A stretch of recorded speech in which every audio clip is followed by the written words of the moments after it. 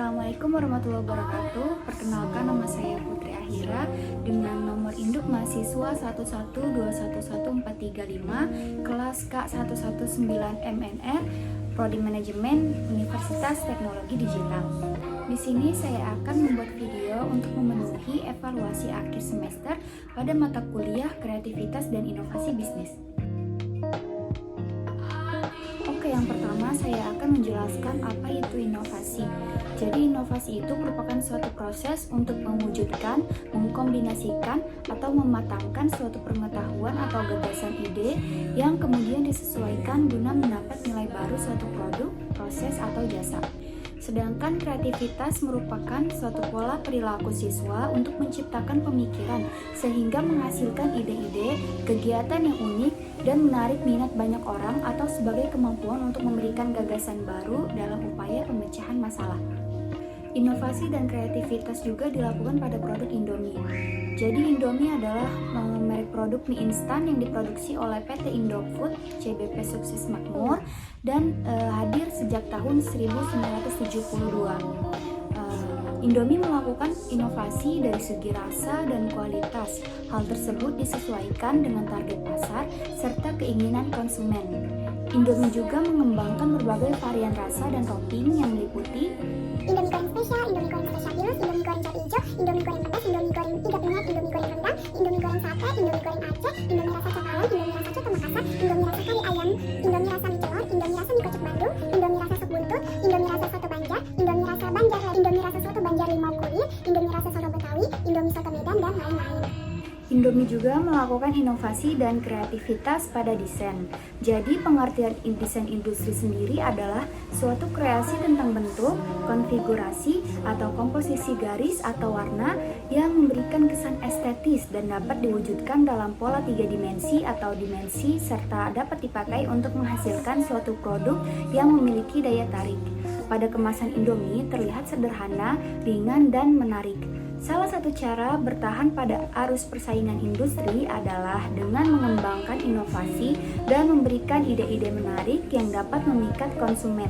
Oleh sebab itu, pada saat memperingati HUT Indomie yang ke-45, Indomie meluncurkan produk Indomie spesial secara terbatas dengan tema Tempo Dulu. Indomie mengedarkan kembali produk Indomie dengan kemasan yang berdasa yang sama dengan produk pertama kali diluncurkan. Inovasi seperti ini ditujukan untuk menarik perhatian pasar dan ingin bertahan di dalam persaingan industri dalam produk yang serupa. Indomie juga mempunyai positioning Indomie, yaitu menanamkan di benak konsumen bahwa Indomie adalah mie-nya orang Indonesia dengan cita rasa Nusantara dari berbagai daerah sehingga sesuai dengan tagline-nya.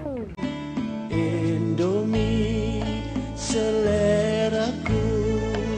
Adapun keunggulan Indomie dibanding merek mie instan lain yaitu yang pertama, Indomie menawarkan berbagai cita rasa selera Nusantara dari Sabang sampai Merauke.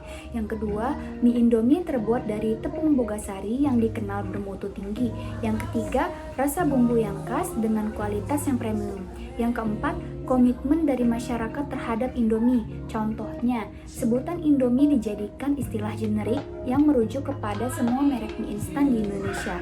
Kemudian, banyak orang membawa Indomie saat berpergian ke luar negeri bila makanan di luar negeri tidak cocok. Kemudian, saat terjadi bencana alam, orang Indonesia sering menjumbang mie instan seperti Indomie. Komersialisasi adalah tindakan dan akibat pemasaran atau menawarkan produk untuk dijual atau memberikan kondisi dan sarana distribusi yang diperlukan untuk penjualnya. Contoh, perusahaan Singapura akan meluncurkan komersialisasi produk baru dalam beberapa hari mendatang. Pengertian komersialisasi memiliki beberapa arti tergantung pada konteksnya.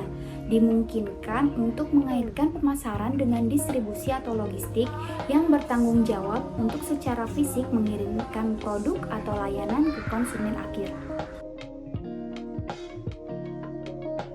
Teori difusi inovasi merupakan teori yang membahas tentang bagaimana ide atau gagasan baru dan teknologi tersebar dalam suatu kebudayaan. Teori difusi inovasi merupakan perpaduan dari kata difusi dan inovasi. Dalam Kamus Besar Bahasa Indonesia, kata difusi memiliki arti berupa penyebaran atau perembesan sesuatu berupa kebudayaan, teknologi, atau ide dari suatu pihak ke pihak lain. Sedangkan inovasi memiliki arti sebagai pemasukan atau pengenalan hal-hal yang baru, yakni sebuah pembaruan. Teori difusi inovasi dipopulerkan pada tahun 1964 oleh Everett Rogers dalam buku ciptaannya yang berjudul Diffusions of Innovations, yang menjelaskan bahwa difusi merupakan proses ketika sebuah inovasi dikomunikasikan melalui beberapa saluran dengan jangka waktu tertentu dalam sebuah sistem sosial. Adopsi teknologi. Menurut Wiryatmaja, adopsi teknologi ini merupakan suatu proses penerimaan terhadap hal-hal baru. Proses yang terjadi hanya dapat dilihat dari tingkah laku individu yang bersangkutan. Adopsi teknologi dibutuhkan karena semakin canggih teknologi yang diadopsi oleh perusahaan, maka semakin cepat pula perusahaan menyelesaikan pekerjaannya.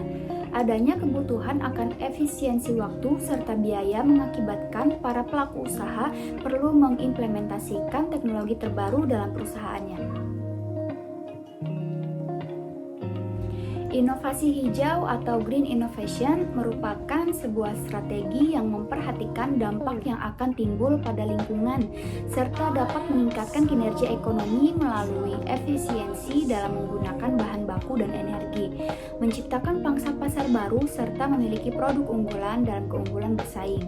Tujuan dari inovasi hijau ini adalah untuk memungkinkan generasi masa depan lebih bisa menikmati sumber daya alam yang ada.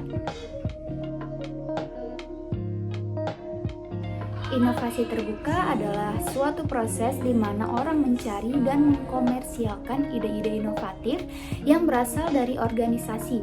Tujuan dari inovasi terbuka adalah untuk menciptakan kolaborasi yang erat dalam penelitian dan pengembangan, desain dan pengembangan produk baru, dan pengenalan pasar dengan pihak-pihak yang akan berbagi kepentingan bisnis perusahaan dalam kolaborasi tersebut. Contoh UMKM yang berhasil pada era ini adalah produk home decor Bapak Andik Widodo. Berawal dari sebuah bakat yang dimiliki sejak masih kecil, membuat hiasan pelaminan, kini pengusaha tersebut berhasil mengembangkan bisnis dari bakatnya tersebut, yaitu membuat kerajinan berbasis kayu. Produk yang dibuat berupa pernak-pernik dekorasi rumah. Bisnis ini diawali pada tahun 2016 yang tak sengaja membuat vas dengan model pagar tanaman, kemudian berujung menjadi bisnis yang ramai peminat. Karena jumlah pembeli yang meningkat, akhirnya Andik beserta istri membuat toko online di Shopee. Sejumlah upaya dilakukan seperti mengunggah foto, deskriptif produk, hingga penggunaan kata-kata kunci.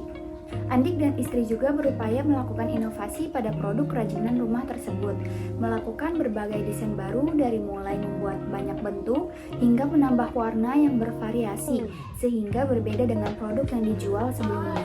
Dari situ bisa menambah daya tarik pelanggan, apalagi produk yang dihasilkan selalu mengeluarkan yang terbaru, sehingga pelanggan tidak bosan untuk membeli kerajinan tersebut.